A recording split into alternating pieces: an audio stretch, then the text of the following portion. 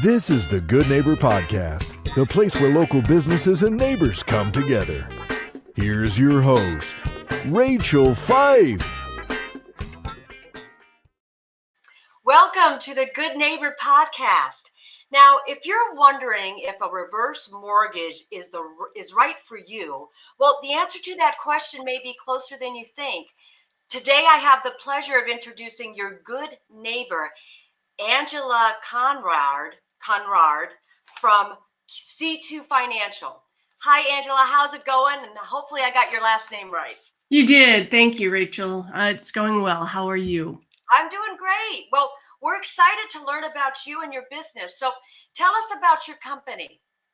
Sure. So I work for one of the largest brokerages in the nation, C2 Financial. It's a fabulous company to work for. There's 1,100 loan officers nationwide, and it allows you to have the structure to basically almost run your own business as a loan officer. It's a wonderful entity, and I am a certified reverse mortgage professional, which I'm certified by the National Reverse Mortgage Lenders Association. That's my designation. And we do continuing education, we do background checks, we have a fiduciary commitment to our borrowers. And I help retirees tap into equity in their homes when it's appropriate. And I love what I do. Wonderful. Well, how did you get into this business? Well, I actually come from a background in alternative healthcare, but I like to know about things and read about things. And I read this book years ago called The Age Wave. I don't know if you've ever heard of it. It was based upon about 15 years of research, and it talked about how the boomers, that demographic, would change the way our society looks. Yeah. And what that would do to our culture and our needs and our shopping and our attitudes, all that kind of thing. And I thought it was fascinating because I'm on the tail end of the boomers. And I knew that demographic would affect my life, on a continual basis. And here we are. Where the boomers are retiring, we are living longer, we are underfunded, and they need help for the most part, to live a good quality life. And that's how I got interested in reverse mortgages. It was not a commonplace loan 20 years ago, very uncommon, and people didn't know what they were. Now people have heard of them, and they're incorporating them into their retirement planning and their financial planning and their lives. What are some myths or misconceptions in your industry? I think the number one is that that they'll lose their house, that their lender will take their house, or maybe they're giving away their ownership, which is very far from the truth. The reverse mortgages are simply a loan, but they're structured differently, so you can have access to equity as cash or credit lines or monthly payments, depending upon the program and the option that you choose. And I think that we have been geared to accumulate wealth in our lifetime. So we were really on that plane to accumulate. And the myth is that we need to die with everything that we've accumulated. That doesn't always give you the best quality of life. So I think that the number one thing I think is you're giving away your power. Wow. So, we know marketing is really the heart of every business. So, how are you targeting customers, or how are you attracting them?